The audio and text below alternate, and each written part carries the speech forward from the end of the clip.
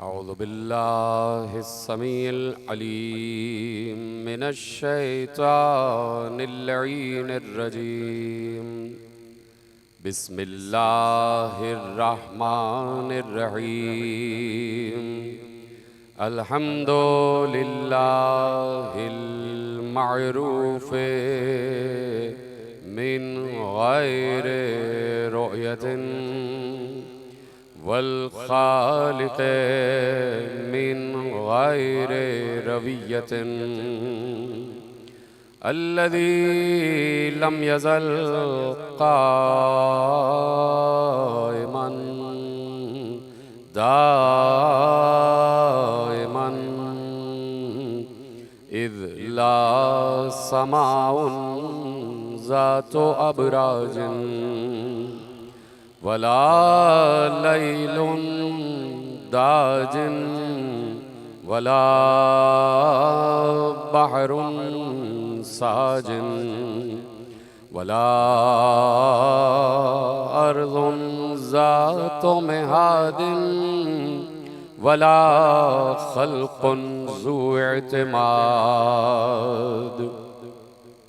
वस्सलातु वस्सलाम वत्तहिय्यतु वल इकराम अला नबिय्यिर रहमति व खाज़िनिल मग़फ़िरति व क़ाइदिल खैरि वल बरकति व मुन्क़िज़िल इबादि मिनल हलकति सय्यदना व मौलाना अबुल क़ासिम मुहम्मद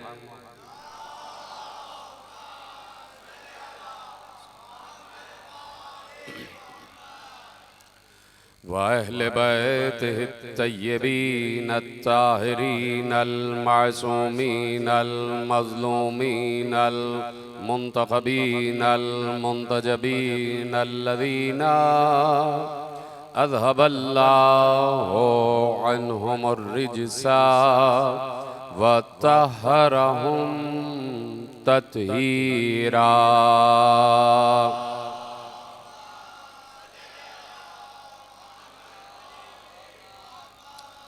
अम्मा बअदु फ़क़द क़ाल अल्लाहु सुब्हानहु व तआला फ़ी महकम किताबिहिल मजीद व फ़ुरक़ानिहिल हमीद व क़ौलुहुल हक़। बिस्मिल्लाहिर रहमानिर रहीम। अल्लज़ीना यसुद्दूना अन सबीलिल्लाहि यबग़ूनहा इवजा हुम बिल आखिरति काफिरून। सलवात पढ़े मोहम्मद व आले मोहम्मद पर।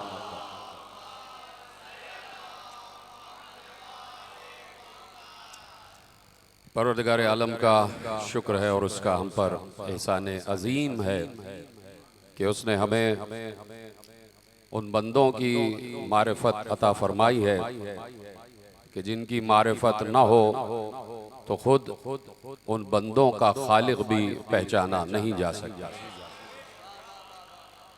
तो खालिक कभी कभार जब ये निज़ाम बना दे कि किसी को पहचानो ताकि हम पहचाने जाएं, तो इसलिए ज़रूरी है कि जब इन अहादीस को मानने वाले खालिक पर गुफ्तगू करें, माबूद पर गुफ्तगू करें, अल्लाह पर गुफ्तगू करें, इलाह पर गुफ्तगू करें और उस साहिब तौहीद पर गुफ्तगू करें कि जिसका कोई शरीक नहीं है, जो हमेशा से ला शरीक रहा है, तो जब भी ऐसी ज़ात पर बात की जाए तो कभी भी बराह रास्त अल्लाह पर गुफ्तगू ना हो, इसलिए कि वो बराह रास्त कभी समझ में आ ही नहीं सकता।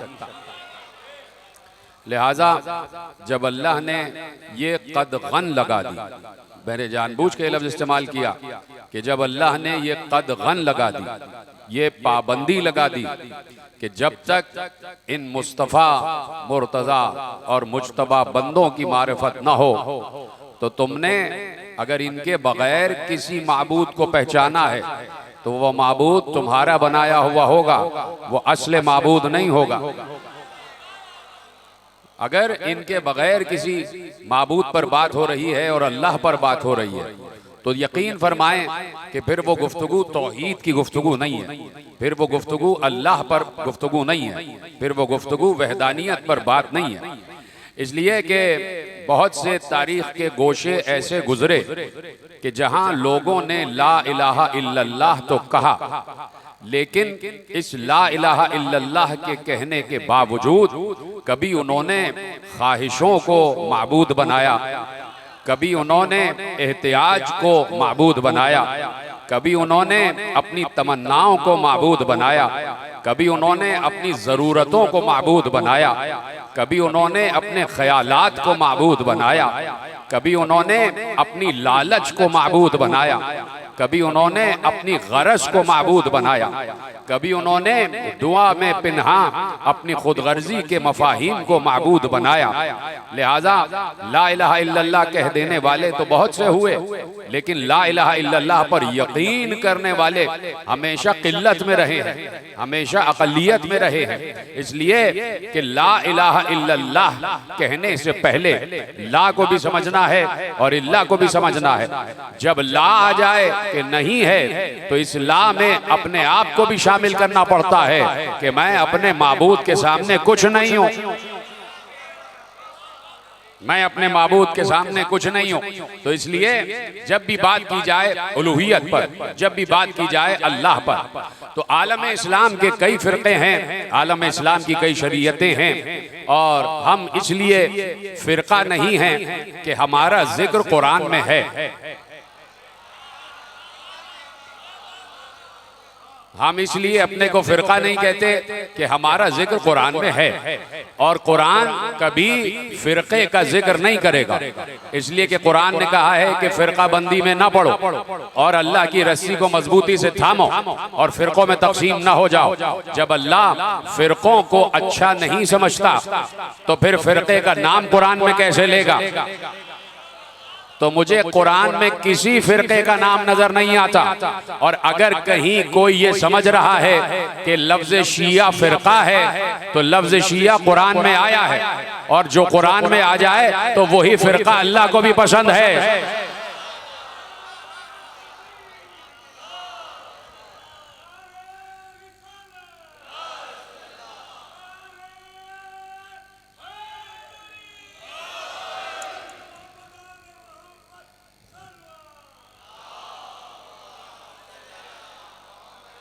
तो जो फरमा रहे हैं ना आप, बहुत तेजी से बात आगे बढ़ाना है, तमहीदी गुफ्तगू है और अपने मौजू से मुत्तसिल होना है, और बीच में किसी भी वक्त मैं मौजू का ऐलान कर दूंगा, आप मेरी तरफ मुतवज्जे रहिएगा कि भाई अल्लाह ने अगर किसी फिरके का नाम लिया है कुरान में, हालांकि अल्लाह फिरके को पसंद नहीं करता, तो अल्लाह किसी फिरके का नाम कुरान में नहीं लेगा, और अगर किसी लफ्ज को कुरान में दाखिल कर दिया है तो वो लफ्ज फिरका नहीं होगा, वो लफ्ज फिर दीन होगा, वो लफ्ज फिर दीन होगा, वो लफ्ज फिर ऐसी सिरात होगी कि जिस सिरात को अल्लाह पसंद करता है। तो अब मैं गुफ्तगू आगे बढ़ाता हूं कि इस वक्त आलम इस्लाम में जितने भी फिरके हैं, वो फिरके आपके पेशे निगाह हैं, आप उनके नाम जानते हैं, आप उनके इस्म से भी वाकिफ हैं, आप उनके कारहाय नुमायां से भी वाकिफ हैं, नाम लेने की जरूरत नहीं है कि किस किस इमाम ने कौन कौन से फिरके बना लिए। तो अब ये फिरके जो आलम इस्लाम में काम कर रहे हैं, तो ये फिरके, हर फिरके का ये दावा है, बात आगे बढ़ रही है और मेरा साथ देते जाइएगा, हर फिरके का ये दावा है कि हम इस्लामी हैं, हम मुसलमान हैं, हम कलमा गो हैं, हम ला इलाहा इल्लल्लाह कहने वाले हैं, हम अशहदु अल्ला इलाहा इल्लल्लाह की गवाही देने वाले हैं, हम अशहदु अन्ना मुहम्मद रसूलुल्लाह कहने वाले हैं। हर फिरका कहता है कि हम आदम को मानते हैं, हम नूह को मानते हैं, हम इब्राहिम को मानते हैं, हम मूसा को मानते हैं, हम ईसा को मानते हैं। हर फिरका कहता है कि पैगंबर भी दीन इब्राहिम हनीफ पर थे और हम भी दीन इब्राहिम पर हैं। कोई ऐसा फिरका नहीं है जो इस बात का इनकार करे कि हम दीन इब्राहिम पर नहीं है। आज हर फिरका दीन इब्राहिम पर, हर फिरका दीन इब्राहिम पर, हर फिर दीन इब्राहिम पर, हर शरीयत दीन इब्राहिम पर। कोई ऐसा नहीं है जो ये कहे कि हम दीन इब्राहिम पर नहीं हैं, सब दीन इब्राहिम पर हैं। इसलिए कि पैगंबर के लिए कुरान में अल्लाह ने खुद आयतें रख दी कि इब्राहिम का दीन हमारा पसंदीदा दीन है। इब्राहिम का रास्ता हमारा पसंदीदा रास्ता है और पैगंबर तुम दीन इब्राहिम हनीफ पर हो। जाइए सही तरीन किताबों को पढ़िए, आलम इस्लाम की 6 सही तरीन किताबों को पढ़िए, उसमें सब ने लिखा है कि पैगंबर ने अलल ऐलान कहा मैं दीन इब्राहिम पर हूँ, मैं दीन इब्राहिम पर हूँ, मैं दीन इब्राहिम पर हूँ। तो अब जब दीन इब्राहिम पर हैं तो हर फिरका ये तस्लीम करता है कि अगर कोई एक फिरका है तो वो भी दीन इब्राहिम पर है, दूसरा है तो वो भी दीन इब्राहिम पर है, तीसरा है तो वो भी दीन इब्राहिम पर है, चौथा है तो वो भी दीन इब्राहिम पर है। अगर मालिकी है तो दीन इब्राहिम पर, अगर हनफी है तो दीन इब्राहिम पर, हम्बली है तो दीन इब्राहिम पर, शाफई है तो दीन इब्राहिम पर। हर फिरका कहता है कि हम दीन इब्राहिम पर, हर फिरका कहता है कि हम दीन इब्राहिम पर। तो अब जरा ये तो समझो कि ये दीन इब्राहिम क्या है, और दीन इब्राहिम पर गौर करने से पहले ये समझो कि इब्राहिम क्या है, और इब्राहिम पर गौर करने से पहले ये समझो कि इब्राहिम किस दीन पर थे, और इब्राहिम के दीन पर गौर करने से पहले ये समझो कि इब्राहिम का रास्ता क्या है। और जब इब्राहिम का रास्ता समझ में आ जाए तो फिर सब उसी रास्ते पर चलना। तो अल्लाह ने कह दिया वस्कुर फिल किताबे इब्राहिम इन्नहु कान सिद्दीक़न नबिय्या, हमारी किताब में इब्राहिम का तस्करा करो, वो हमारा सिद्दीक नबी था, वो हमारा सिद्दीक नबी था। अब कुरान आगे बढ़ता है और कहता है कि इब्राहिम की एक मिल्लत है, इब्राहिम की एक मिल्लत है, इब्राहिम की एक उम्मत है, इब्राहिम की एक कौम है, इब्राहिम का एक रास्ता है, इब्राहिम की एक सिरात है, इब्राहिम का एक दीन है। अल्लाह कह रहा है कि बस कुर फिल किताब इब्राहिम इन्नहु कान सिद्दीक़न नबिय्या, हमारी किताब में इब्राहिम का तस्करा करो, वो हमारा सच्चा नबी था। और जब सच्चा नबी कह दिया कि इब्राहिम सिद्दीक है तो कहा वमन यरग़बु अन मिल्लत इब्राहिम, कौन है जो मिल्लत इब्राहिमी से मुंह मोड़ेगा, इल्ला मन सफ़ह नफ्सहु, सिवाय उसके कि जिसने अपने नफ्स पर जुल्म किया है। तो जालिम ही होगा जो दीन इब्राहिम से मुंह मोड़ेगा, जालिम ही होगा जो मिल्लत इब्राहिमी से मुंह मोड़ेगा। अगर ये जुमला जाया हो गया तो तमहीद जाया हो जाएगी। वमन यरग़बु अन मिल्लत इब्राहिम इल्ला मन सफ़ह नफ्सहु, कौन है जो मिल्लत इब्राहिमी को छोड़ देगा, सिर्फ वही छोड़ेगा। कुरान कह रहा है सिर्फ वही छोड़ेगा कि जिसने अपने नफ्स पर जुल्म किया है, सिर्फ वही छोड़ेगा कि जिसने अपने नफ्स पर जुल्म किया है। मिल्लत इब्राहिमी पर वही गामजन होगा कि जो नफ्स का जालिम नहीं होगा। दूसरा जुमला समझ में आ गया। पहला जुमला क्या है, वमन यरग़बु अन मिल्लत इब्राहिम इल्ला मन सफ़ह नफ्सहु, कौन है जो मिल्लत इब्राहिमी से मुंह मोड़ेगा, सिर्फ वही मुंह मोड़ेगा जो जालिम होगा। कितनी मर्तबा तर्जुमा अर्ज करूं, तर्जुमा वासिक हो गया, रासिक हो गया, दिल में बैठ गया, जहन में आ गया, हाफ़िज़ों में समा गया कि वही मिल्लत इब्राहिमी से मुंह मोड़ेगा जो जालिम होगा। अब पलटो वापस, मालिकी कह रहे हैं हम मिल्लत इब्राहिम, शाफई कह रहे हैं हम दीन इब्राहिम, हम्बली कह रहे हैं हम दीन इब्राहिम, हनफी कह रहे हैं हम दीन इब्राहिमी पर। और अल्लाह कह रहा है एक मिल्लत इब्राहिम है, जो मिल्लत इब्राहिमी से मुंह मोड़ेगा वो जालिम होगा। तो अब ये तो बताओ कि मिल्लत इब्राहिमी क्या है, मिल्लत इब्राहिमी क्या है। और जब मिल्लत इब्राहिमी समझ में आ जाए तो उससे मुंह न मोड़ना, उससे मुंह न मोड़ना। तो अब पहले ये समझ में आ जाए कि इब्राहिम क्या है। जब इब्राहिम समझ में आ जाएगा तो मिल्लत इब्राहिम समझ में आ जाएगी। तो एक बार पूछा परवरदिगार ये बता दे कि इब्राहिम क्या है, इब्राहिम क्या है। तो अल्लाह ने आवाज दी इन्ना मिन शियतिही इब्राहिम,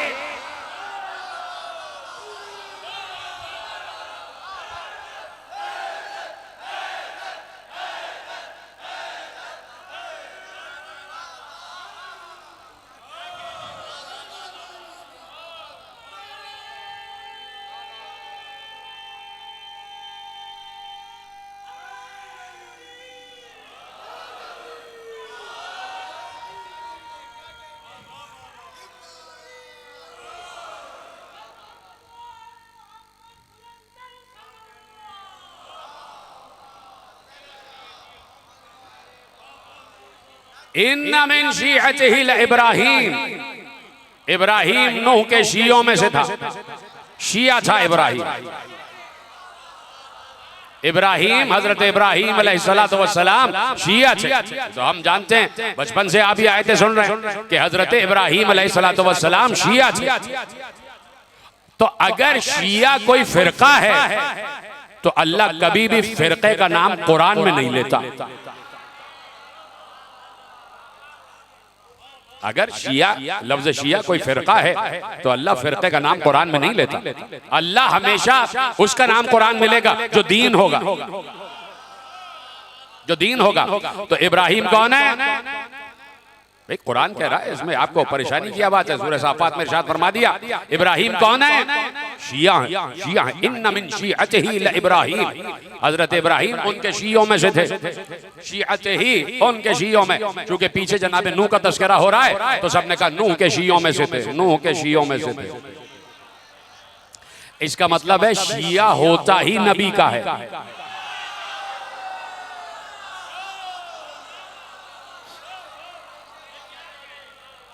शिया होता ही नबी का, शिया नबी का होता है, नबी का शिया होता है। शिया का मतलब क्या है? दोस्त है, पैरोकार है, मायत में रहने वाला है, नक्श कदम पर चलने वाला है, मोहब्बत करने वाला है। और फिर शिया का सबसे बड़ा नतीजा ये होता है कि शिया कामयाब होता है। तवज्जो फरमाई आपने। तो अब जनाब इब्राहिम है शिया। कुरान कह रहा है, मैं कुरान की आयत पढ़ रहा हूं, मैं फिरका वारियत पर यकीन ही नहीं रखता। ये बात याद रखिएगा, जो फिरका वारियत पर यकीन रखे वो मुसलमान नहीं। हम फिरका वारियत पर यकीन ही नहीं रखते, इसलिए कि कुरान ने फिरका वारियत को हराम कहा है। कहां बैठे हैं आप? देखिए मैं अभी मौजू को ऐलान करूंगा तो आपको समझ में आएगा कि ये तमहीद मैं क्यों दे रहा हूं, ये तमहीद क्यों दे रहा हूं। लेकिन आप इस तमहीद को समझते चले जाएं कि फिरका वारियत की इस्लाम में कोई गुंजाइश नहीं है। फिरका वारियत की इस्लाम में कोई गुंजाइश नहीं है। और इस्लाम और कुरान फिरका वारियत को हराम समझते हैं। और उसकी दलील क्या है? उसकी दलील यह है कि अल्लाह जिस काम को मना करे, आप जवाब दीजिएगा, अल्लाह जिस काम को मना करे वो काम हराम होता है ना? जिस काम को करने से अल्लाह मना कर दे तो वो काम उसका करना हराम हो जाता है। अल्लाह कह रहा है कि भाई बदकारी ना करो, शराब ना पियो, तो शराब का पीना हराम हो जाएगा। यानी अल्लाह जिस काम को मना करे उस काम का करने वाला हराम काम कर रहा है। ठीक है? अल्लाह ने कहा वातसिमू बिहब्लिल्लाहि जमीअन वला तफर्रकू, फिरकों में न बंटना। इतनी आसान बात मैंने की है और आप तक बात पहुंच गई, खुदा आपको सलामत रखे। फिर और अल्लाह कह रहा है, अल्लाह कोई और नहीं कह रहा, यह हदीस नहीं है। वला तफर्रकू सीगा है अम्र का, खबरदार फिरकों में तकसीम ना होना, यह हुक्म है खुदा का। और हुक्म खुदा की जो खिलाफ वर्जी करे, मुझे बताइए वो कारे हराम अंजाम दे रहा, वो हराम काम कर रहा है जो हुक्म खुदा की खिलाफ वर्जी करे। तो अब ये बाद में पूछना, जुमला दे रहा हूं, देखिए ये सारे रस्ते हैं, ये सारे रस्ते कहलाते हैं। ये जितनी भी शरीयतें हैं, जितनी भी फिक़्ह हैं, ये सब रस्ते कहलाते हैं। शरीयतों का एहतराम है, फिक़्ह का एहतराम है, लेकिन फिरके का एहतराम नहीं है, तफरका बाजी का एहतराम नहीं है। इसलिए कि तफरका बाजी को अल्लाह ने मना किया। फिक़्ह का एहतराम है, इसलिए कि फिक़्ह जो है तफक्कुह से निकला है कि समझो, दीन को समझो।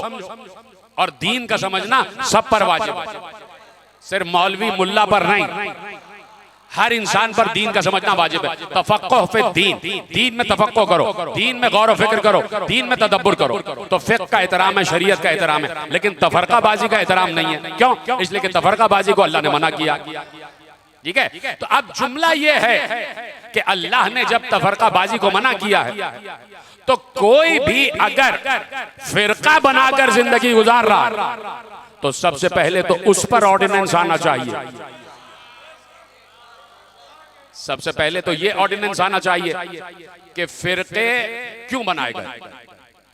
सबसे पहले असेंबली में ये ऑर्डिनेंस पास होना चाहिए कि तफरकाबाजी नहीं होगी और जो भी फिरके बनाएगा उसको उस पर FIR होगी।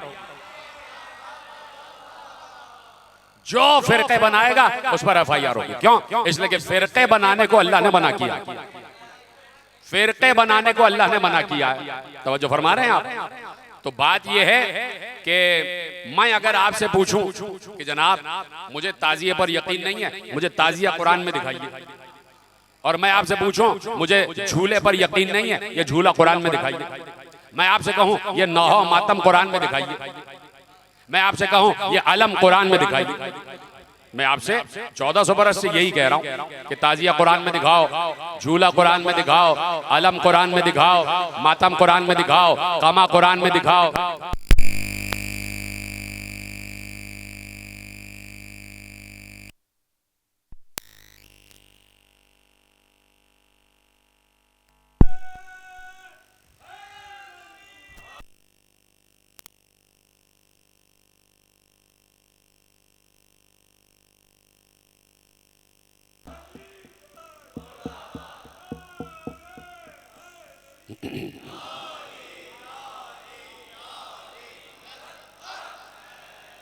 तवज्जो है। अल्लाहुम्मा सल्ली अला मुहम्मद व आले मुहम्मद। तवज्जो फरमा रहे ना कि भाई मैं आपसे मुसलसल पूछे जा रहा हूं कि आप ये जो मातम करते हैं भाई कुरान में दिखाइए। आप ये जो कमा लगाते हैं कुरान में दिखाइए। आप ये जो जंजीर लगाते हैं कुरान में दिखाइए। आप ये जो नौहा पढ़ते हैं कुरान में दिखाइए। हालांकि पूरा नौहे पर पूरा एक सूरा है कुरान में, सूरह नूह। फिर भी मैं अजीब हूं, मैं पूछे चले जा रहा हूं। कुरान वुरान मैंने पढ़ा नहीं है और मैं आपसे सवाल किया जा रहा हूं। मैं आपसे सवाल किया जा रहा हूं कि भाई नौहा कुरान में दिखाइए, कमा कुरान में दिखाइए, ताजिया कुरान में दिखाइए, झूला कुरान में दिखाइए, अलम कुरान में दिखाइए, ये सब चीजें कुरान में दिखाइए। तो आप बहुत आहिस्तगी से और एहतराम से मुझसे पूछ सकते हैं, आप जरा अपना फिरका कुरान में दिखाइए।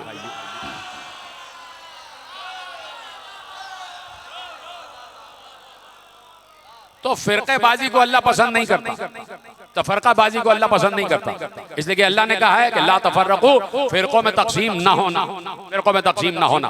फिर इसका मतलब है कि अल्लाह ने कोई रास्ता जरूर बताया। जब अल्लाह पगडंडियों को मना कर रहा है तो अल्लाह ने इसका मतलब है कोई शाहराह तो बताई है ना, तो उस शाहराह को तलाश करना है। जो शाहराह अल्लाह तक पहुंचा दे उसी शाहराह को सबीलुल्लाह का नाम दिया गया है। और इसी पर हमारी गुफ्तगू 10 दिन होगी। मारिफे सबीलुल्लाह, अल्लाह के रास्ते की मारिफत। तवज्जो है, यही हमारा मौजू रहेगा। मारिफे सबीलुल्लाह, अल्लाह तक पहुंचने के रास्ते की मारिफत। जीत रहे हैं आप। तो लफ्ज सबील कुरान में है। कहाँ बैठे हैं आप भाई? लफ्ज सबील कुरान में है, सबीलुल्लाह, अल्लाह तक पहुंचने का रास्ता। तो लफ्ज सबील कुरान में है। तवज्जो फरमा रहे हैं आप। तो अब हर रास्ता जो अल्लाह तक पहुंचाए उसका एहतराम वाजिब है, उसका एहतराम वाजिब है। और ये कोई हादसाती रास्ता नहीं है। बात शुरू हो रही है और बहुत तेजी से बात आगे बढ़ेगी। पहली तकरीर आप महफूज करते चले जाएं। ये कोई हादसाती रास्ता नहीं है। अल्लाह का रास्ता उस वक्त से है जब से इल्म खुदा है। पीछे वाले हजरात भी मेरा साथ देते चले जाएं। अल्लाह का रास्ता उस वक्त से है जब से इल्म खुदा है। अल्लाह तक पहुंचने का रास्ता उस वक्त से है जब से अल्लाह ने मखलूकात को खल्क किया है। जब से अव्वल मखलूक अल्लाह ने खल्क की है उस वक्त से सबीलुल्लाह का मुतय्यन हो गया कि कौन सा रास्ता अल्लाह की तरफ जाता। जब से अव्वल मखलूक खल्क हुई उस वक्त से अल्लाह ने यह तय कर दिया कि कौन सा रास्ता है जो हमारी तरफ आता है। इसलिए उसने छोटी मोटी पगडंडियों को बंद कर दिया और कहा ये पगडंडी भी बंद, ये पगडंडी भी बंद, छोटे छोटे रास्ते नहीं चाहिए। इसलिए कि एक रास्ता है जो हम तक पहुंचता और उसी को सबीलुल्लाह कहा जाता है। उसी को अल्लाह तक पहुंचने का रास्ता कहा जाता है। उसी को अल्लाह तक, अल्लाह की मारिफत का रास्ता कहा जाता है। तो अब ये कोई हादसाती रास्ता नहीं है, ये कदीमी रास्ता। बात शुरू हो रही है। ये कदीमी रास्ता, इस रास्ते की तरफ रहनुमाई के लिए अल्लाह ने यह पूरा सिलसिला हिदायत कायम किया। साइंस कितनी ही तरक्की क्यों न कर ले, अल्लाह तक पहुंचने का रास्ता मादूम नहीं होगा। मादूम का मतलब भी आप भूल गए। पता नहीं क्या उर्दू पढ़ी जा रही है कराची में अशरों में, क्या आपको यही नहीं पता कि मादूम क्या है? आपसे मुराद बुजुर्ग नहीं, बुजुर्ग तो मुझसे बेहतर जानते हैं, इसलिए कि मैंने उनसे ही सीखा है कि मादूम किसे कहते हैं। कि भाई साइंस कितनी ही तरक्की क्यों ना कर ले, सबीलुल्लाह मादूम नहीं होगी, सबीलुल्लाह मफकूद नहीं होगी। मैंने भी तय कर लिया मुश्किल लफ्ज ही बोलूंगा, सबीलुल्लाह मुअत्तल नहीं होगी। अब समझ में आ गया? साइंस कितनी तरक्की कर ले, आखिरत का अकीदा बाकी रहेगा। बेशक कहते चले जाएं, साइंस कितनी ही तरक्की कर ले, उलूहियत की तालीम बाकी रहेगी। अब कोई कलमा गोयों की बज़्म से उठ के ये सवाल ना करे कि साइंस तरक्की कर गई, जमाना आगे बढ़ गया, कब तक दकियानूसी बातें करोगे? ये मुश्किल बात मैंने नहीं की। अब कोई बज़्म तहजीब से उठ के, बज़्म कलमा से उठ के, बज़्म इस्लाम से उठ के ये ना कहे कि जमाना तरक्की कर गया, कब तक दकियानूसी बातें करोगे? जमाना तरक्की कर गया, कब तक दकियानूसी बातें करोगे?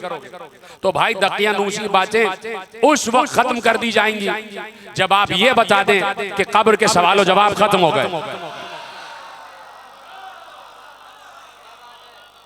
जब आप ये बता दें कि कब्र के सवाल जवाब खत्म हो गए, आखिरत का अकीदा खत्म हो गया, तो इसका मतलब है कि फिर ये सारी बातें भी खत्म हो जाएंगी। तो जब तक मुसलमान आखिरत पर यकीन रखे हुए है, उस वक्त तक, चलिए जुमला पलट देता हूं, जब तक मुसलमान को लालच है कि जन्नत मिलेगी, जन्नत मिलेगी, उस वक्त तक सरदाराने जन्नत का तस्करा होता रहेगा।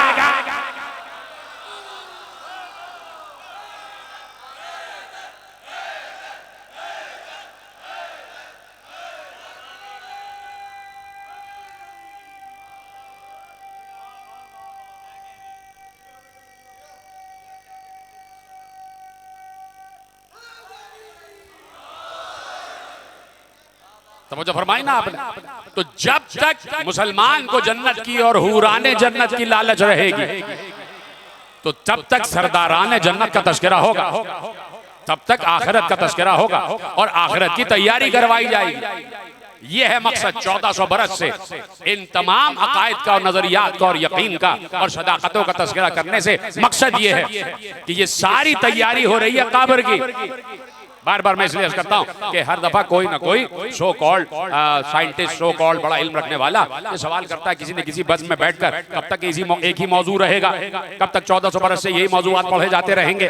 साइंस तरक्की कर गई है, साइंस तरक्की कर गई है, तो उस वक्त साइंस तरक्की करके दिखाए जब आने वाला काबे के बामे उरूज पर आ जाए और तुम्हारी साइंस तरक्की करती रह जाए।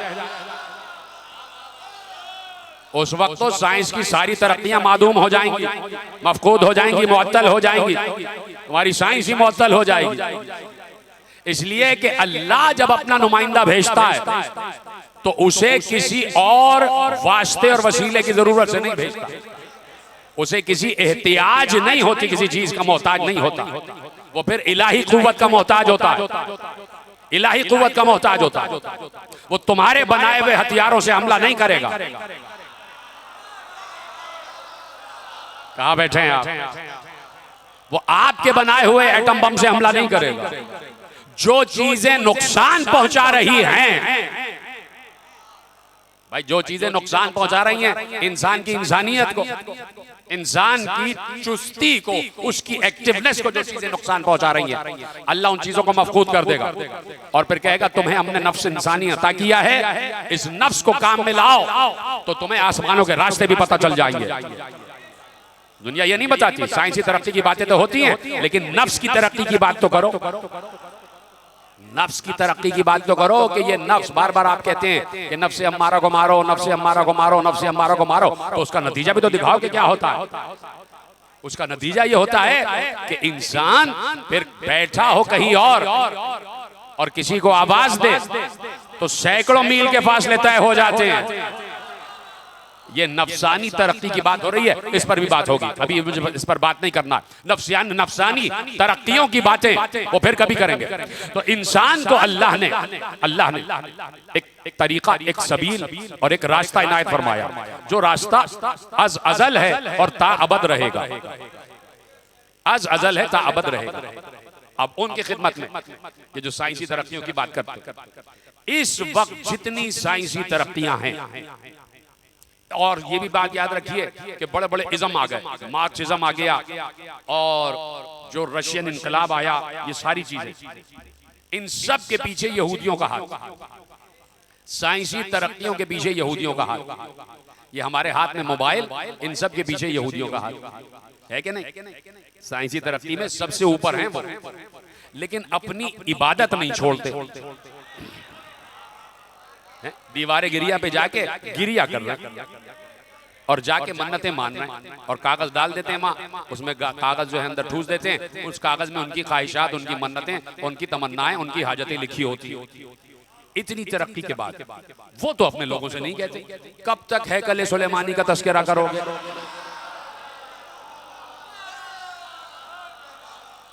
क्यों ये तीसरा डोम बनाने के चक्कर में हो? क्यों दोबारा हैकल सुलेमानी तामीर कर रहे हो? सुलेमान तो गुजर गए 5000 बरस पहले, वो 5000 बरस पहले के जिक्र को नहीं छोड़ रहे, तुम 1400 बरस में तंग आ गए। तुम 1400 बरस के जिक्र में तंग आ गए, कब तक खैबर पढ़ी जाएगी? अब समझ में आया खैबर क्यों पढ़ी जा रही थी, अब समझ में आया खैबर क्यों जरूरी है। अगर खैबर ना, अब इतनी इख्तिलाफ हो गया, इतने खिलाफ हो गए, कब तक खैबर, कब तक खैबर, तो बहुत कम खैबर पढ़ी गई और खैबर तो तकरीबन छोड़ ही दी। तो उन्होंने जनाब अपने अपने प्ले कार्ड उठा लिए और वहां पे एहतजाज करते रह गए और लिख रहे थे the Khyber was your last chance, Khyber में आखिरी दफा तुम्हें फतह हुई, अब हमारी फतह। आप देख रहे हैं उनको खैबर याद है।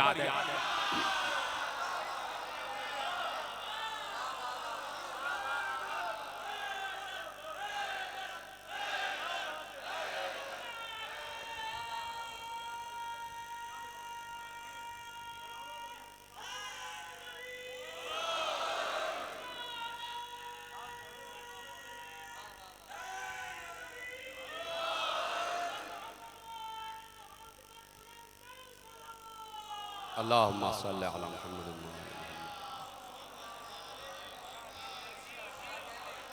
वो खैबर नहीं भूल रहे और अली ने कुछ ऐसा किया, कह दिया कुछ भी हो जाओ खैबर नहीं भूलोगे, ऐसा करके जाऊंगा कि खैबर याद रहेगी, तुम्हारे हाथों से खैबर नहीं मिटेगी। तो खैबर याद है, खैबर याद है, तो खैबर इसलिए पढ़ी जा रही है ताकि पता चल जाए कि आज खैबर क्यों जरूरी है। ठीक है, तो अब हर रास्ता एक है रास्ता कि जो शुरू से चला आ रहा। तो मैंने इसीलिए कहा कि भाई जितनी साइंसी तरक्कियां हैं उसमें इन यहूदियों को बहुत बड़ा किरदार है। आज मुसलमानों को इन साइंसी तरक्कियों की तरफ लगाया हुआ। खुद बहुत हल्का सा, बहुत दकियानूसी मोबाइल इस्तेमाल करते हैं और मुसलमानों को लगा दिया तरक्की याफ्ता मोबाइल पर कि तुम इनमें लगे रहो और इसी में लगे रहो, इसी में लगे रहो। और इसके जरिए से हम जितने पैगामात तुम्हें दे सकते हैं देते चले जा रहे हैं। इनसे ये पूछो ताजिया क्यों उठाते हैं, ताबूत क्यों उठाते हैं, ये शियत क्या है। इनसे ये भी कह दो कि यजीद रहमतुल्लाह, वहीं से आ रहा पैगाम, खैबर से। यजीद रहमतुल्लाह का पैगाम भी खैबर ही से आ रहा है, यहूदियों की तरफ से आ रहा है। क्यों चुप हैं? चुप क्यों हो गए भाई? यजीद लानतुल्लाह नहीं है तो चुप क्यों होगा इस बात पे? ये यजीद रहमतुल्लाह और यजीद लानतुल्लाह के पैगामात भी यहूदियों की तरफ से आ रहे हैं। जो भी आपको मोबाइल पे चीज नजर आ जाए और इस किस्म की आए इख्तिलाफी, तो वो यहूदियों की तरफ से आती है। ठीक है, यहूदी कभी नहीं कहेगा कि हुसैन अलैहिस्सलाम, पता नहीं यहूदियों के हक में क्यों बैठे हैं भाई, यहूदियों के जिक्र पे इतने परेशान क्यों हैं?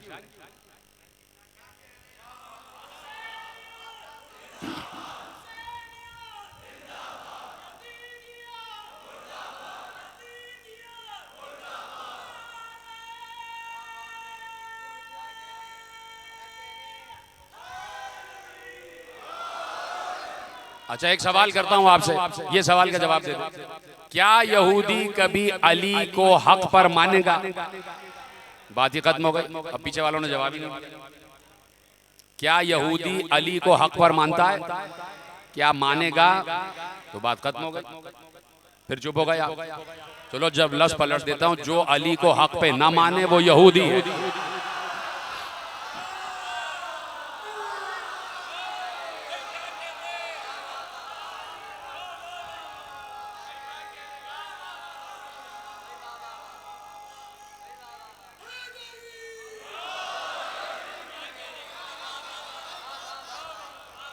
कभी भी नहीं मानेगा, इसलिए कि अली ने उनकी बस्तियां उजाड़ दी, उनके मोहल्ले तबाह कर दिए, मोहल्ले तबाह कर दिए, बस्तियां उजाड़ दी। तो ये सब कुछ अली ने अपनी मर्जी से थोड़ी किया। जाके बताना चाहिए कि अली ने खैबर को उखाड़ा है, पछाड़ा है, जो कुछ भी किया वो अपनी मर्जी से नहीं किया, वो किया रसूल की मर्जी से, और रसूल ने भी अपनी मर्जी से नहीं किया, रसूल ने अल्लाह की मर्जी से किया। तो अब लड़ो अल्लाह से, भाई अल्लाह से लड़ो। अली के खिलाफ क्यों हो जाते हो, रसूल के खिलाफ क्यों हो जाते हो? बराह रास्त अल्लाह से लड़ो, अल्लाह से लड़ाई करो। तो अल्लाह से तो लड़ाई हो नहीं सकती, इसलिए कि उन्हें मालूम है कि जब अल्लाह के हाथ को हम शिकस्त न दे सके तो उसकी जात को क्या शिकस्त दे।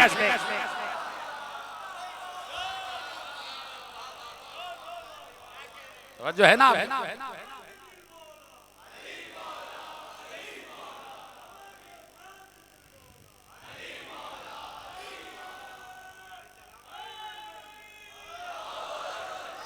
तवज्जो फरमा रहे हैं ना। तो ये जितनी भी तरक्कियां हो जाएं वो अपने दीन से जुड़े हुए। ईसाइयों की बात नहीं करता, ईसाई ने तो दीन छोड़ दिया, वो तो अब संडे प्रेयर्स में भी शाजो नादिर, वो ज्यादातर जो है ना वो काले ही नजर आते हैं अपने अपने गिरजा में संडे को बहुत। इन्होंने अपना दीन छोड़ दिया। ये हैं ये जो लगे हुए हैं, और इनका दावा ये है कि हम बने ही पूरी दुनिया पर हुकूमत करने के लिए। वो कहते हैं हम लॉर्ड हैं और हम इस पूरी दुनिया के दायरे के लॉर्ड हैं, हम हैं इस दुनिया के हुक्मरान, और अल्लाह ने हमें हुक्मरानी करने के लिए बनाया।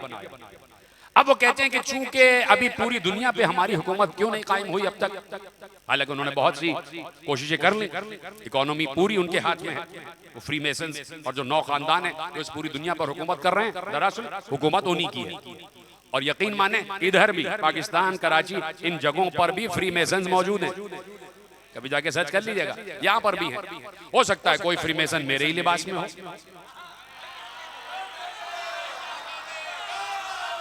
अल्लाह अकबर।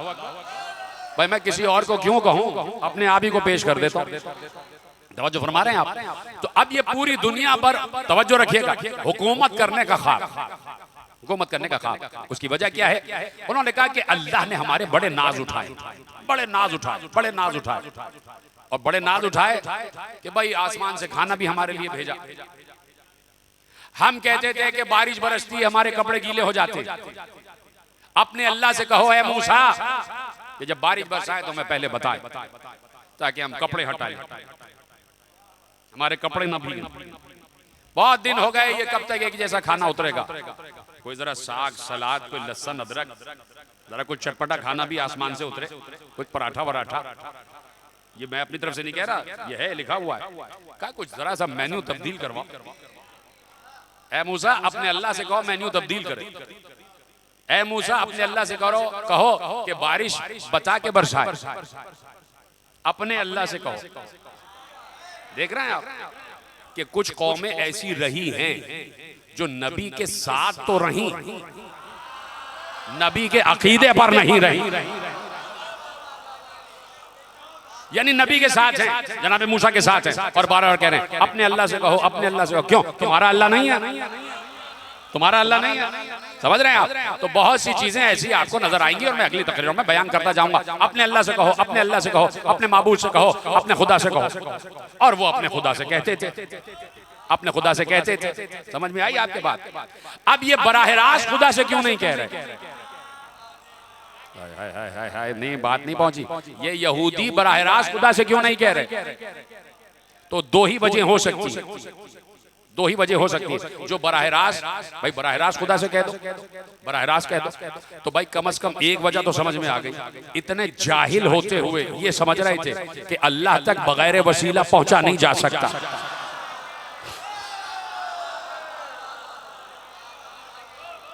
बगैर वसीला उस तक नहीं पहुंचा जा सकता। और वसीला भी सामरी नहीं, मूसा। कहां बैठे हैं आप? वसीला भी हम में से नहीं, वसीला भी कह रहे हम में से नहीं, वसीला भी मूसा जिसे अल्लाह ने भेजा है। यानी वसीला भी हर कोई नहीं होता, वसीला भी अल्लाह बनाता है, वसीला भी अल्लाह बनाता है। तो अब कहा मूसा तुम अपने खुदा से कहो। तो दो ही वजह है, एक तो ये वजह हो गई जो पॉजिटिव वजह है कि जो ये कह रहा है बराह रास्त अल्लाह तक नहीं पहुंच रहा, वो कह रहा है कि भाई तुम कहो, तो उसको यकीन है कि ये कहेगा तो अल्लाह सुनेगा। दूसरी बात क्या है, उसे अल्लाह पे यकीन ही नहीं है। दो ही वजूहात हो सकती है, इन पर आगे बात करेंगे। तो काहे मूसा कहो, तो मूसा के कौम के अल्लाह ने बड़े नाज उठाए। उन्होंने कहा अल्लाह ने हमारे बड़े नाज उठाए, तवज्जो है ना सबकी मेरी जानिब, बड़े नाज उठाए हैं और अल्लाह ने हमें इस कायनात पर, इस दुनिया पर हुकूमत करने के लिए पैदा किया। बनी इस्राइल, बनी इस्राइल, बनी इस्राइल, और चारों तरफ शोहरा हो गया और इन्होंने पूरे पूरे लश्कर बना लिए। और अल्लाह ने हर नबी से कहा लश्कर बनाओ, लश्कर बनाओ। वो जालूत हमला करने के लिए तैयार खड़ा है, तालूत लश्कर बनाओ और तालूत को लश्कर का सरदार बना दो और जाओ। और जाने से पहले एक बात याद रखना, एक ताबूत हम तुम्हें दे रहे हैं, उस ताबूत को आगे आगे रखना, उस ताबूत को आगे आगे रखना और उस ताबूत का एहतराम करते रहना, उस ताबूत का एहतराम करते रहना। तो जब भी बनी इस्राइल किसी जंग पर जाते थे ताबूत आगे आगे होता था, और जब तक वो ताबूत आगे रहता बनी इस्राइल हर जंग में फतह याब रहते। तो उन्होंने कहा ये ताबूत हमारी फतह का निशान है, ये ताबूत हमारी फतह का निशान है, हमारी फतह का इस्तिआरा है। ये वजह है हमारी फतह की कि ये ताबूत आगे आगे रहता है, और जब तक ये ताबूत हमारे पास रहेगा हम फतह याब रहेंगे। अल्लाह ने कहा ऐसा ही है, ऐसा ही है का ये ताबूत, इसका एहतराम तुम जब तक करते रहोगे फतह याब रहोगे। तो वो सब समझ गए इस ताबूत की वजह से हम फतह याब है। तो ताबूत का मतलब क्या था, कहा कि एक संदूक है, दो रिवायतें मौजूद है मेरे साथ सारे के सारे, दो रिवायतें मौजूद है। एक रिवायत ये है कि ये ताबूत हजरत आदम के पास मौजूद था और नबी से नबी, नबी से नबी, नबी से नबी होता हुआ जनाब मूसा तक आ गया। दूसरी जो उसकी रिवायत है वो ये है कि जब 70,000 बनी इस्राइल के बच्चों को फिरौन ने कत्ल करवाया, बनी इस्राइल के बच्चों को 70,000 बच्चों को कत्ल करवा दिया, सिर्फ इसलिए कि कहीं मूसा पैदा ना हो जाए। कि काहिनों ने, नजूमियों ने कह दिया था कि इन्हीं बनी इस्राइल में एक बच्चा पैदा होगा जो तेरी हुकूमत को नीस्त नाबूद कर देगा, खत्म कर देगा। तो कहा मैं बच्चा पैदा ही नहीं होने दूंगा। जाओ सारे घरों को देखो, जहां जहां कोई औरत हामिला है उसके घर पे क्रॉस लगा देना, और जब उसका बच्चा पैदा होगा उसको मार दिया जाएगा। तो क्रॉस लगा दिया जाता था, भाई इस घर में हामिला है, इस घर में हामिला है। लोग जाते थे, जब उसके घर में बच्चा पैदा होता उसको कत्ल कर देते। 70,000 बच्चों को कत्ल किया, लड़कों को, लड़कियों को छोड़ दिया, इसलिए कि ये मालूम था कि एक लड़का ही होगा कि जो हुकूमत के फिरौन को खत्म करेगा। 70,000 बच्चों को कत्ल कर दिया। तो मेरे अजीजों, अल्लाह का काम तो होके रहता है, अल्लाह का काम तो होके रहता है। बाज़ औक़ात वो बताता है कि आने वाला इतना कीमती है कि उसके लिए पहले 70,000 कुर्बानियां चाहिए। आने वाला इतना कीमती है, और आने वाला आगे, आने वाला आगे, सबको मालूम है, बुजुर्ग मुझसे बेहतर जानते हैं, बच्चों के लिए अर्ज कर रहा हूं। ऐसे में जनाबे मूसा की वालिदा ने बुलाया हबीब नज्जार को। हबीब नज्जार फिरौन का कजन था, उसका रिश्ते का भाई था। हबीब नज्जार को बुलाया और कहा कि मैं चाहती हूँ एक संदूक बनाओ, 3 हाथ लंबा 2 हाथ चौड़ा, मुझे चाहिए, और शीशम या शमशाद की लकड़ी का बनाना। तो कहा मैं बना दूंगा, लेकिन मुझे ये बताओ क्यों बनवाना चाह रही हो, क्यों बनवाना चाह रही हो। कहा भाई ये तो मैं नहीं बता सकता कि क्यों बनवाना चाह रही हो। अब देखिए मैं आपको बता रहा हूँ, और मेरा मौजू आपके जहन में मारिफ़े सबीलिल्लाह, और यहीं से बात आगे बढ़ रही है। कहा भाई ये बताओ क्यों बनाना चाह रही हो। कहा ये नहीं बता सकता। कहा जब तक बताओगी नहीं मैं बनाऊंगा नहीं। कहा अच्छा, जब मजबूर हो गए तो कहा पहले कसम दो, वादा करो कि जो बात मैं तुम्हें बता रही हूँ वो किसी और तक नहीं पहुंचाओगे। कहा वादा। का वादा। जब वादा हो गया, कहा देखो मेरे घर बच्चा पैदा हुआ और मैं चाहती हूँ बच्चा बचा रहे। मुझे अल्लाह वाहिद ने, खुदाए वाहिद ने वही की है।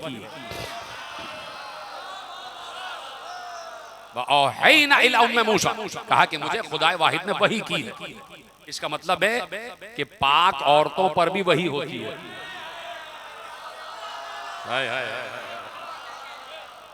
पाकीज़ा साहिबाने तहारत साहिबाने तथहीर पर वही होती है, वही होती है का मुझ पर अल्लाह ने वही की है और कहा है कि इस बच्चे को एक संदूक में बंद कर दो और दरिया के हवाले कर दो और छोड़ दो, मैं इस बच्चे से तुम्हें दोबारा मिलाऊंगा। का देखो किसी को बताना नहीं, का नहीं बताऊंगा। चला एक बार चलते चलते वही आ गया जो हमेशा आता,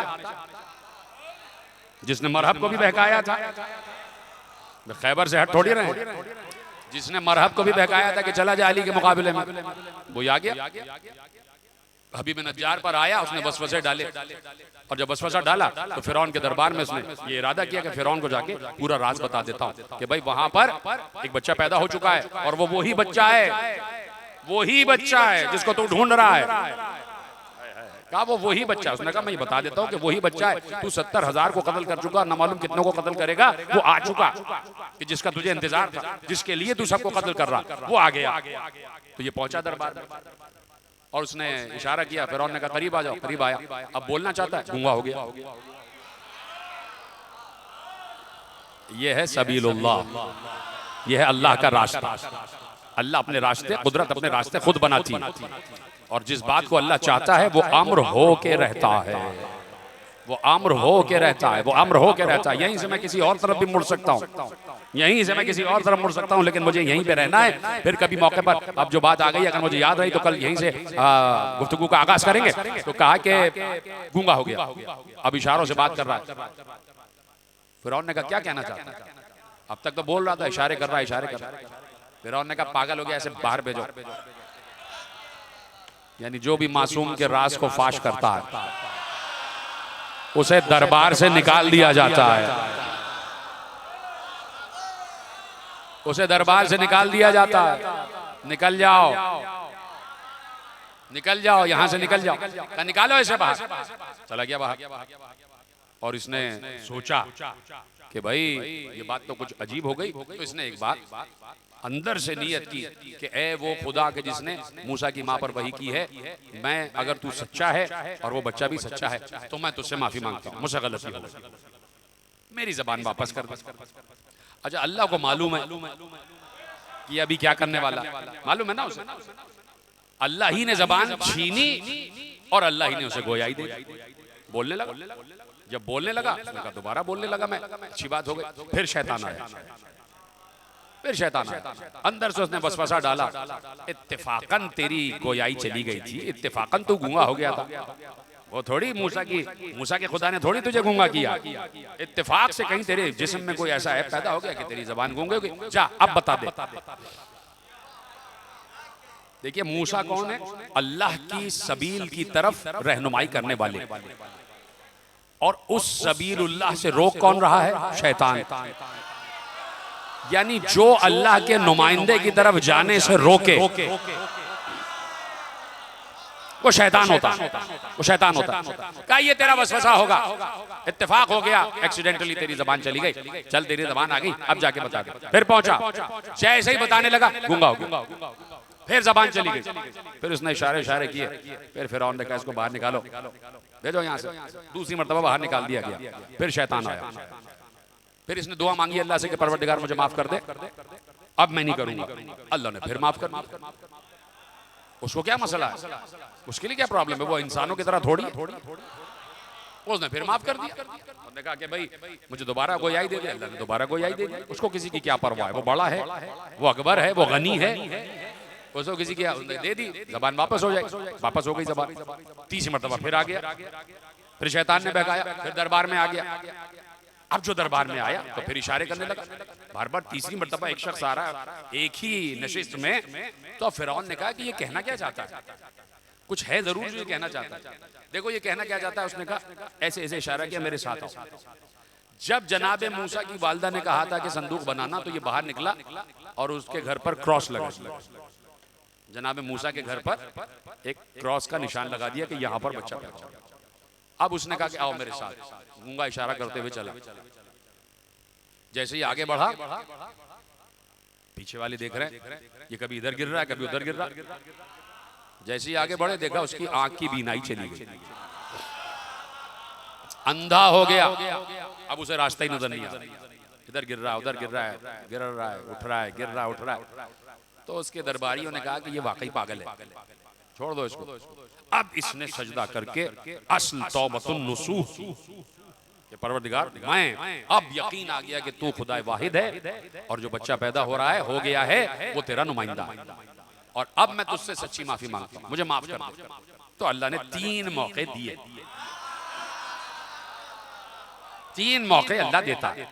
तीसरे मौके पे सुधर जाओ, नहीं तो चौथा बार तो हमारा है।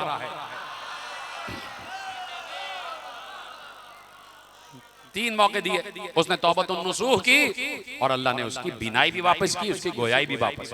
वो घर आया, उसने संदूक बनाया और बड़ी राजदारी के साथ जनाब मूसा की वालिदा के पास संदूक छोड़ दिया। जनाब मूसा की वालिदा ने जनाब मूसा को संदूक में रखा और दरिया के हवाले कर दिया और वो पूरा किस्सा आपके हवाले। तो ये वो संदूक था कि जिसके लिए कहा जाता है कि ये संदूक था जिसे ताबूत सकीना कहते हैं, जिसे ताबूत सकीना कहते हैं। एक रिवायत वो आ गई कि जनाबे आदम से आ रहा है और एक रिवायत ये आ गई कि जनाबे मूसा को जिस संदूक में बंद किया गया ये वही ताबूत था। अब जनाब ये ताबूत जनाबे मूसा के पास रखा रहा, दरबार में मूसा पलते रहे, ताबूत रखा रहा और उसके बाद अल्लाह ने उस ताबूत को एक ऐसी रूह अता कर दी कि जिस रूह को रूह सकीना कहते हैं, जिस रूह को रूह सकीना कहते हैं, इसीलिए उसे ताबूत सकीना कहते हैं। कुरान में ताबूत सकीना का जिक्र है और एक मर्तबा नहीं 2 मर्तबा जिक्र है। ताबूत सकीना सुकून पहुंचाने वाला ताबूत। अब हमसे ना पूछना हम ताबूत क्यों उठाते हैं, हमें सुकून मिलता है, हमें सुकून मिलता है। सुकून पहुंचाने वाला ताबूत, ताबूत सकीना। जनाब मूसा पूरी आपके अज़ान आलिया में पूरा किस्सा महफूज है। जनाब मूसा जाने लगे तो इसमें वो तबर्रुकात, जनाब मूसा का असा, जनाब मूसा का के कपड़े, जनाब मूसा का अमामा, जनाब हारून के तबर्रुकात, जनाब हारून के तबर्रुकात और वो अलवाह, वो पत्थर की अलवाह कि जिस पर तौरेत लिखी हुई थी।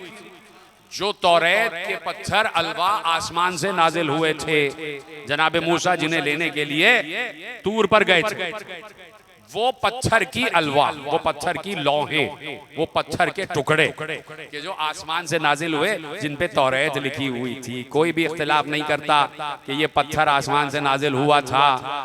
पत्थर आसमान से नाजिल होता है और हो सकता है, तो क्या लोहा आसमान से नाजिल नहीं हो सकता? तो क्या जुल्फकार आसमान से नाजिल नहीं हो सकती?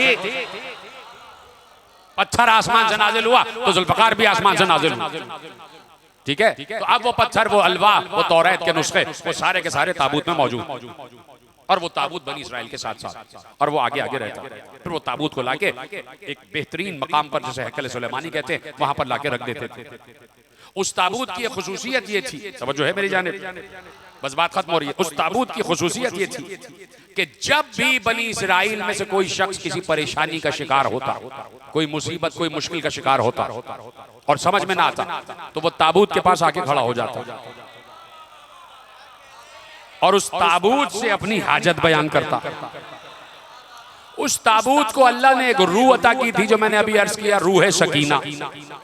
जैसे ही वो अपनी हाजत ताबूत से बयान करता, ताबूत की वो रूह बोलने लगती और उस ताबूत से आवाज आती और आवाज आती तो ये बनी इस्राइल का शख्स, इसके दिल पे सुकून तारी हो जाता, इसकी तमन्ना पूरी हो जाती, इसकी तमन्ना पूरी हो जाती।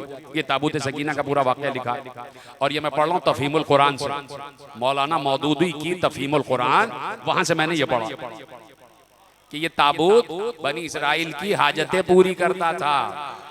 कहीं नहीं लिखा कि बनी इस्राइल अपने अपने घरों में अल्लाह से कहते थे कि हमारी हाजत पूरी कर दे। अच्छा, बात मैं कह भी देता हूँ, आप बड़े भोले बन जाते। मैं कह भी चुका कि कहीं नहीं लिखा कि वो अपने घरों में अल्लाह से बातें करते हो। उन्होंने कहा ताबूत है, ताबूत से कह दो।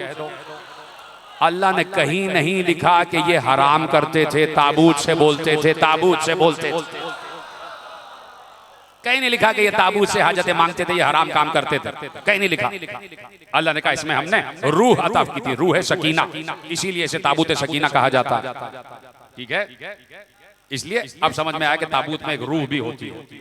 अब हमसे ना कहना कि हम किसी शबी को बना के ले जा रहे हैं या बगैर रूह की चीज को बना के ले जा रहे हैं, इस पर भी बात होगी। तो मेरे अजीजों, वो ताबूत रहा, आगे आगे रहा और बनी इस्राइल फतह याब रहे। अब वो ताबूत अचानक गायब हो गया, इसलिए कि इन्होंने ताबूत की बेहुरमती की। ये सब लिखा हुआ है कि ताबूत की बेहुरमती की। जब ताबूत की बेहुरमती की, बच्चे उससे खेलने लगे। जब बच्चे खेलने लगे तो बेहुरमती हो गई। जब बेहुरमती हो गई तो बेयकीनी हो गई। जब बेयकीनी हो गई तो अकीदा पलट गया। जब अकीदा पलट गया तो सदाकत किज़्ब में बदल गई। और जब सदाकत झूठ में बदल जाए तो अल्लाह की लानत, झूठों पर अल्लाह की लानत। तो जब बनी इसराइल ने ताबूत का एहतराम खत्म कर दिया तो अल्लाह ने ताबूत उनसे छीन लिया। फिर ताबूत उनके पास ना रहा। फिर बात नहीं समझते आप भाई, कुछ चीजें इशारों में समझें। ये प्रैक्टिस आपकी करानी पड़ेगी मुझे। इसी साल मुझे मुहर्रम पढ़ना ही पड़ेगा यहाँ कराची में। ये प्रैक्टिस आपकी करानी पड़ेगी, इशारे कैसे समझे जाते हैं। कि भाई जब बनी इसराइल ने ताबूत का एहतराम नहीं किया, ताबूत का एहतराम नहीं किया तो अल्लाह ने उनसे ताबूत छीन लिया। तो अब जहां ताबूत नहीं है समझ लो अल्लाह ने छीन लिया। जब एहतराम नहीं होगा तो ताबूत भी नहीं होगा। अल्लाह ने ताबूत छीन लिया। अब वो ताबूत गायब हो गया, ना मालूम कहाँ गया। जैसे ही ताबूत छिना, अब बनी इसराइल शिकस्त पे शिकस्त, शिकस्त पे शिकस्त, तनज़्ज़ुली का शिकार, भूख, इफलास, इन सब चीजों का शिकार हो गए और बिल्कुल तनज़्ज़ुली पे आ गए, बिल्कुल जमीन से लग गए। उन्होंने कहा ताबूत हमसे छिन गया, अब हम गए, अब हम गए। उसी ताबूत की इनको आज भी तलाश है। आज इन बनी इसराइल वालों को उसी ताबूत की तलाश है। वो कहते हैं ये ताबूत कहीं यहीं कहीं मौजूद है और ये ताबूत हमारे हाथ में आ जाए तो पूरी दुनिया की हुकूमत हमारे पास आ जाएगी। इसलिए पूरा आसपास का जितना इलाका है, मैं नाम नहीं लूंगा, आपको पता है कहाँ रहते हैं ये लोग, जितने इलाके हैं और उसमें जितनी भी जियारतें हैं और जितने भी अजीम मकामात हैं, उन सारे मकामात के नीचे तहों में उन्होंने खुदाई कर दी। और खुदाई की है, किसी नबी की कब्र के नीचे भी पहुंच गए, किसी नबी के कब्र के नीचे पहुंच गए, किसी बहुत बड़े मकाम के नीचे तक पहुंच गए। खुदाई करी, खुदाई की कि भाई यहाँ ताबूत होगा, शायद यहाँ हो, शायद यहाँ हो, शायद यहाँ हो। सब जगह की उन्होंने खुदाई कर चुके, कहीं उनको ताबूत नहीं मिला। अब सिर्फ एक जगह रह गई है और वो जगह है बैतुल मुक़द्दस। वो कहते हैं अब एक जगह है बैतुल मुक़द्दस, इसके नीचे वो पूरा हैकल सुलेमानी हो सकता है कि जो जनाब सुलेमान ने एक पूरा हैकल तामीर किया था, और शायद इसके नीचे हो, और इसके नीचे ताबूत सकीना उनको अब यकीन है। इसलिए वो चाहते हैं बैतुल मुक़द्दस उनका हो जाए। और जिस दिन बैतुल मुक़द्दस उनका होगा वो पहली चीज ये करेंगे कि ड्रेजिंग करेंगे, खुदाई करेंगे और ताबूत को वो हासिल करेंगे उनके ज़ामे नाक़िस कि ताबूत हमारे पास आ जाए, ताबूत हमारे पास आ जाए, पूरी दुनिया पे हुकूमत होगी।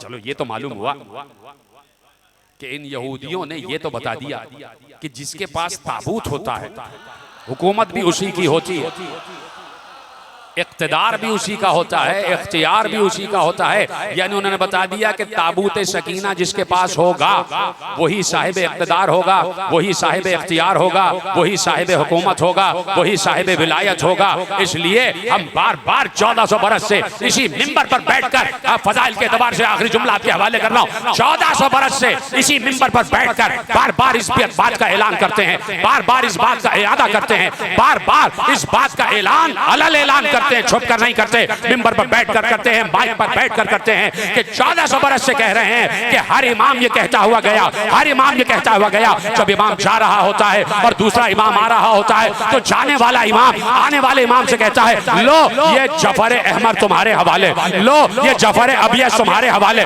लो ये मुसफ़े फातिमा तुम्हारे हवाले, और लो ये ताबूत सकीना तुम्हारे हवाले।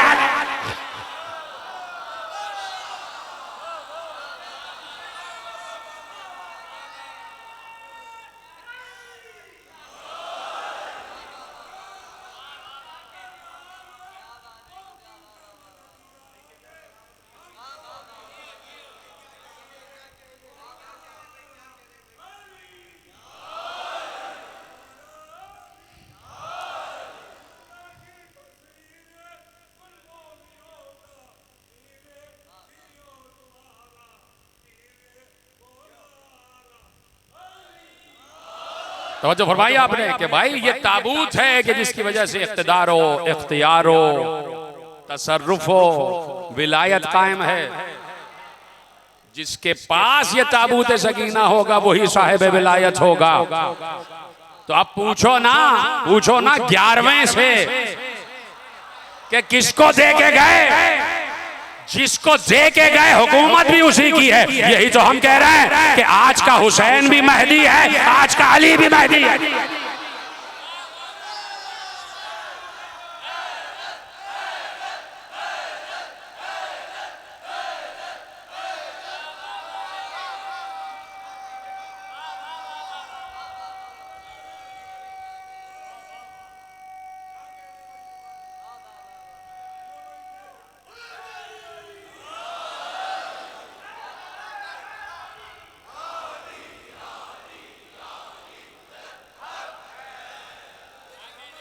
11वें से पूछो कि जफर अहमर, जफर अबियस, मुसहफ फातिमा और ताबूत सकीना, इन सब पर भी बात करेंगे कि जफर अहमर क्या है, जफर अबियस क्या है, इस पर भी बात करेंगे। मुसहफ फातिमा तो आप जानते हैं कि क्या है। ताबूत सकीना मैंने आज बता दिया कि अब नस्लन बादा नस्लिन, मनसब बादा मनसब, इमाम बाद इमाम, मासूम बाद मासूम, ये विरासतें दे के गए, विरासतें दे के गए। यही विरासतें अली के पास थी, जो अली को रसूल से मिली, जो अली को रसूल से मिली। हमारा सवाल यह है कि अली को रसूल से जफर अहमर भी मिला, जफर अबियस भी मिला और ताबूत सकीना भी मिला, है कि नहीं? सवाल यह है कि रसूल का ताबूत सकीना किससे मिला?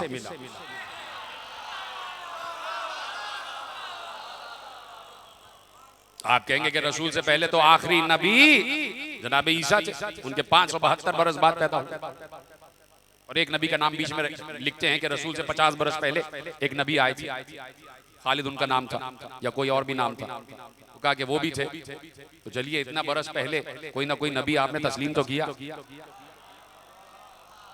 जब हम कहते हैं कि अबू तालिब,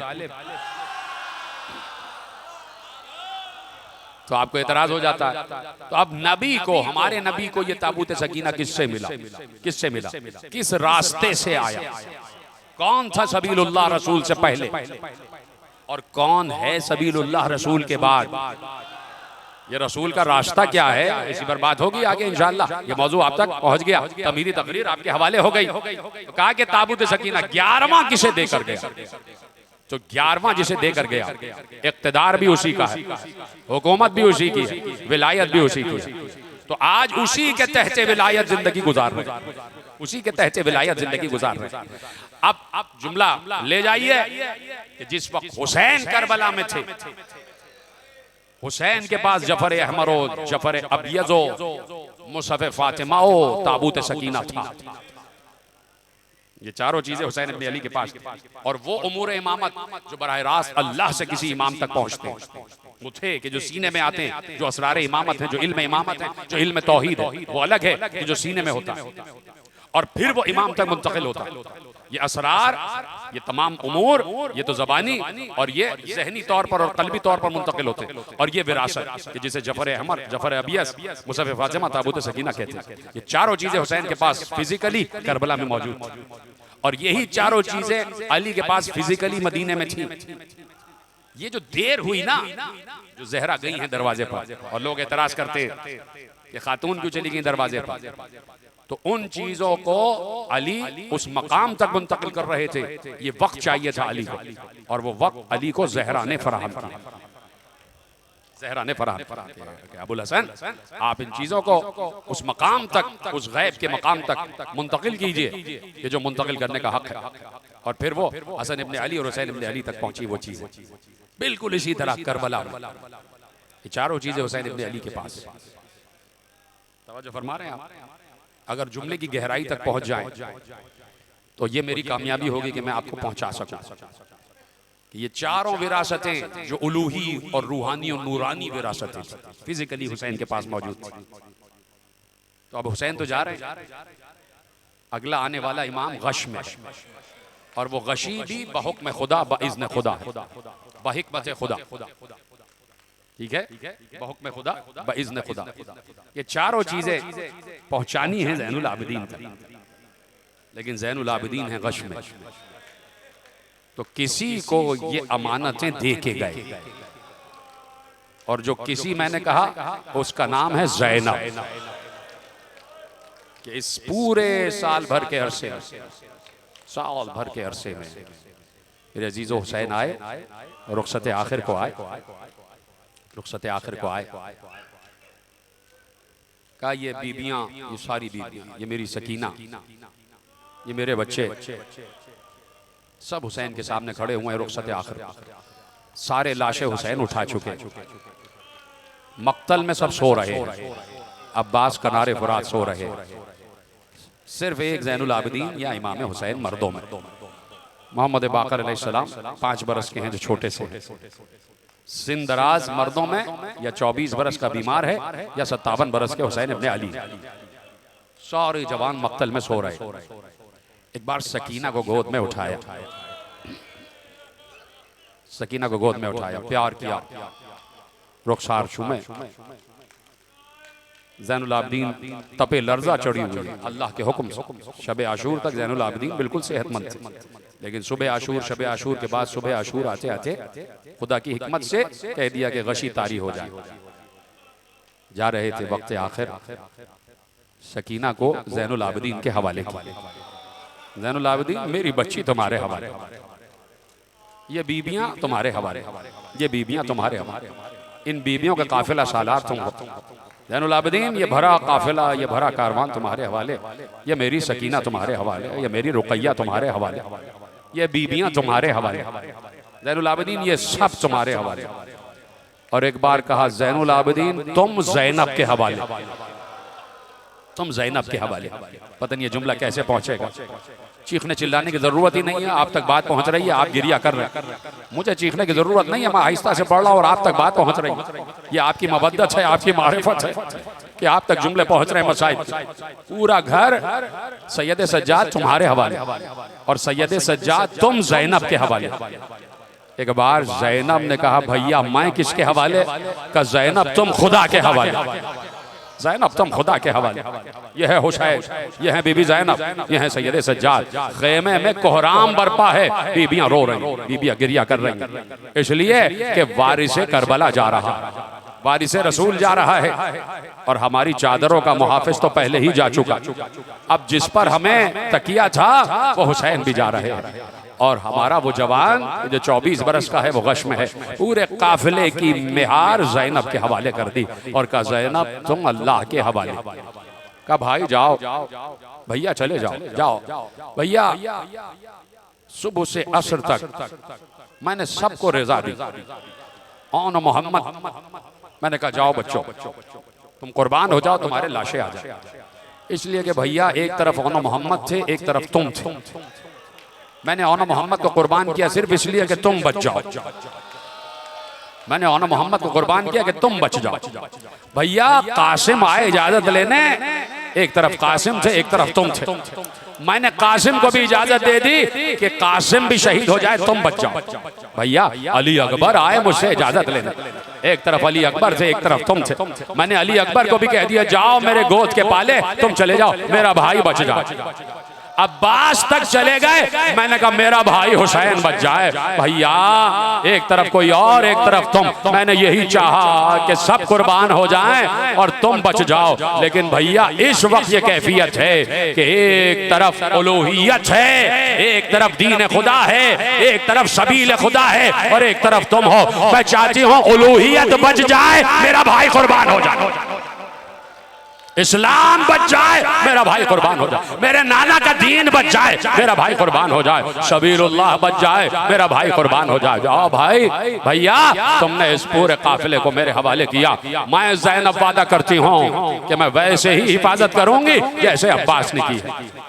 भैया इस काफिले को लेकर जाऊंगी और जो वादा है वो निभाऊंगी। और वादा यही था कि भैया तुम्हारी कुर्बानी को रायगा नहीं जाने दूंगी, तुम्हारी कुर्बानी को रायगा नहीं जाने दूंगी। तुम्हारी कुर्बानी एक एक दीवार पर तहरीर करवाती जाऊंगी, तुम्हारा नाम एक एक दीवार पर तहरीर करवाती जाऊंगी। क़यामत तक तुम्हारा नाम मिटाए से नहीं मिटेगा। ये ज़ैनब की कोशिशें हैं, ये ज़ैनब का अम्र है कि आज हुसैन हुसैन हो रहा है। आज तुम मातम कर रहे हो, आज सीने पे हाथ मार रहे हो, आज आंसू बहा रहे हो। ये ज़ैनब की अता की हुई, ये ज़ैनब की अता की हुई तहजीब है जो आज तक चल रही है। बस आखिरी जुमले तकरीर के सुन लीजिए, शायद पहली मर्तबा ही रवायत पढ़ रहा हूं मैं, कभी बहुत शाद और नादिर कभी ऐसी रिवायतें पढ़ता हूँ, सुन लेना।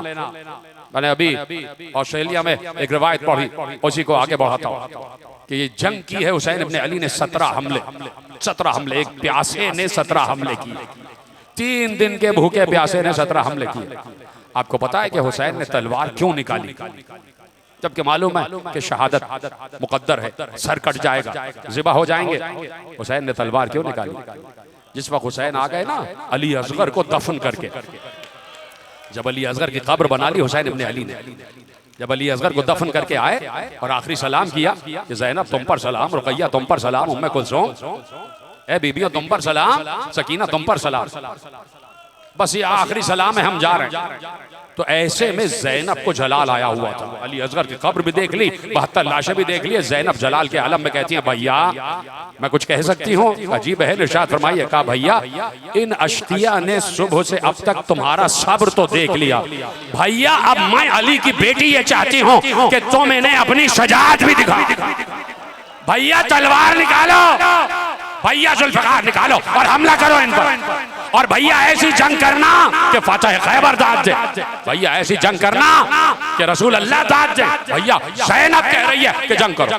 बहन ने कहा, हुसैन को जलाल आ गया, जुल्फ़िकार को न्याम से निकाला और 17 हमले किए हुसैन ने, फौजों को ज़ुल्किफ़िल तक भगाया और फिर पलट कर वापस आते थे, ला हौला वला कुव्वता इल्ला बिल्लाह कहकर वापस आते थे। इन 17 हमलों के दरमियान हुसैन, इन 17 हमलों के दौरान हुसैन 3 मरतबा खेमे में वापस आए। 3 मरतबा हुसैन खैमे में आए और फिर गए, 3 मरतबा आए और गए। पहली मरतबा पता है क्यों आए? पहली मरतबा जब हुसैन ने कोई 6ठा या 7वां हमला कर लिया और देखा ज़ैनब जंग देख रही थी फिजा की आंखों से। फिजा बता मेरा भाई कैसे जंग कर रहा, फिजा बता क्या हुआ। फिजा बता रही थी शहजादी परे के परे उलट दिया, शहजादी एक हमले में 10,000 गले कट गए, शहजादी मेरा खुदादा मेरा आकाजादा हुसैन इब्ने अली दरिया पे कब्जा कर चुके हैं। हुसैन ने भी दरिया पे कब्जा किया और हुसैन ने भी चुल्लू में पानी को उठाया और फौजी अस्करिया को दिखाकर कहा कि देखो ये दरिया मेरा है, पानी नहीं पीऊंगा, इसलिए कि जब अब्बास ने पानी नहीं पिया, जब मेरे बच्चों ने पानी नहीं पिया तो मैं कौन हूं पानी पीने वाला। हुसैन ने दरिया पे कब्जा किया और जब 6ठे 7वें हमले के बाद जब वापस आने लगे तो उधर से बीबी ज़ैनब ने कहा फिजा जरा आवाज दे के मेरे माजाए को एक मरतबा बुला, मैं आखिरी मरतबा एक मरतबा अपने माजाए को देखना चाहती हूँ। बीबी फिजा ने वहीं से इशारा किया। हुसैन पलट के आ रहे थे, दूर से देखा कि फिजा खेमे के बाहर आ गई हैं और इशारा कर रही है। हुसैन इशारे को समझे, घोड़े को काबा दिया, वापस आए। फिजा क्यों याद कर रही हो? कहा कि आपको आपकी बहन हमशीर याद कर रही है। हुसैन घोड़े से नीचे उतरे और खेमे में दाखिल हो गए। ज़ैनब लिपट गई हुसैन से, भाई से लिपट गई। भैया क्या जंग की है तुमने, भैया तुमने बाबा की याद दिला दी। भैया मैंने खैबर देखी नहीं, लेकिन आज मैं समझ गई कि खैबर कैसे लड़ी गई, आज मैं समझ गई जाते सलासिल कैसे लड़ी गई, आज मैं समझ गई खंदक कैसे फतह हुआ। भैया तुमने अपने माँ के दूध की लाज रखी, भैया ऐसे हमले किए। मरहबा मेरे भाई, मरहबा मेरे भाई। बहन ने बड़ी भाई की तारीफ की, भाई का दिल और मजबूत हो गया, भाई का दिल और मजबूत हो गया। ज़ैनब आपसे कुछ बात करना है। अब समझ में आया कि वापसी क्यों हुसैन ने कबूल की। कहा कि चलो खेमे के एक तरफ चले गए, कोने में जाके दोनों भाई बहन बैठ गए। फिजा कहती हैं मैंने देखा ये दोनों भाई बहन खेमे में एक जानिब बैठ गए, दोनों में बातें हो रही थी। का मुझे नहीं पता कि क्या बातें हो रही थी, लेकिन मैं सिर्फ इतना जानती हूँ, फिजा कहती है मैं सिर्फ इतना जानती हूँ कि जब जा रहे थे तो हुसैन आगे थे, ज़ैनब पीछे थी, और जब बात करके वापस आए हैं तो ज़ैनब आगे थी, हुसैन पीछे थी। बीबी फिजा कहती है मैं समझ गई कि ये कारवान, ये बीबियों का काफिला ज़ैनब के हवाले कर दिया, और ये चलता हुआ इस्लाम का कारवान इसकी काफिला सालार ज़ैनब को बना दिया, और अगले आने वाले इमाम की हिफाजत भी ज़ैनब के सपोर्ट कर दी। चले गए हुसैन, फिर हुसैन ने हमले किए, फिर हुसैन ने हमले किए। 10वां या 11वां हमला करके वापस पलटे तो हुसैन की निगाह अचानक खेमे पर पड़ी, अचानक खेमे पर पड़ी। देखा खेमे का पर्दा हट रहा, फिर गिरता है, फिर हट रहा है, फिर गिरता है। हुसैन ने गौर से देखा, एक मरतबा खेमे का पर्दा हट गया तो देखा ज़ैनुल आबिदीन तलवार का सहारा लिए हुए लड़खड़ाते हुए बाहर आए और जैसे खेमे से बाहर आए गश खा के जमीन पे गिर गए। फिर तलवार का सहारा लेकर खड़े हुए। हुसैन तेजी से घोड़े को दौड़ाते हुए आए, घोड़े से उतरकर ज़ैनुल आबिदीन को शानों से थामा। बेटे ये क्या है? कहा बाबा ये कैसे हो सकता है, जवान बेटा मौजूद हो और बाप जंग कर रहा हो।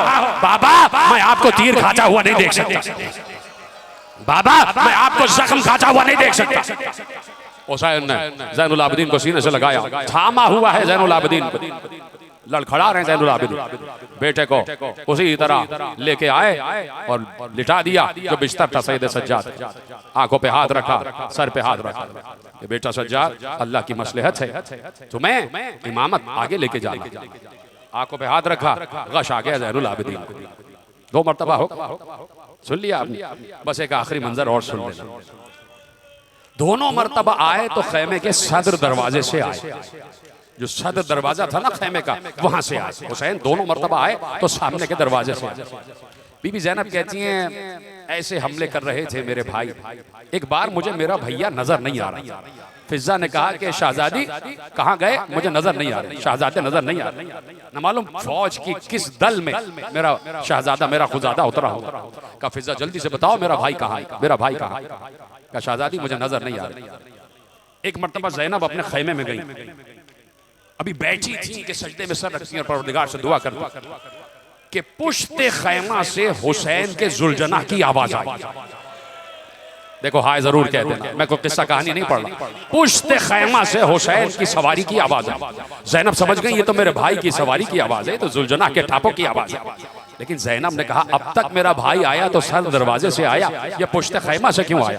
अब ज़ैनब पुश्ते खैमा की तरफ आई तो ज़ैनब का कलेजा शक हो गया, इसलिए कि हुसैन की वो हालत थी कि ज़ैनब से देखी न गई। हुसैन के पूरे जिस्म में तीर पैबस्त थे, तीर पैबस्त थे। तो मैं चादर ज़हरा का वास्ता अब जो रिवायत पढ़ने जा रहा हूँ, तुम्हारी हाय की आवाज आती रहे, तीर पैबस्त थे।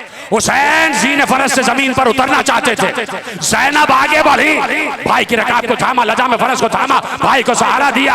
हुसैन जमीन पर आए और आकर एक बार हुसैन जमीन पर गिर गए।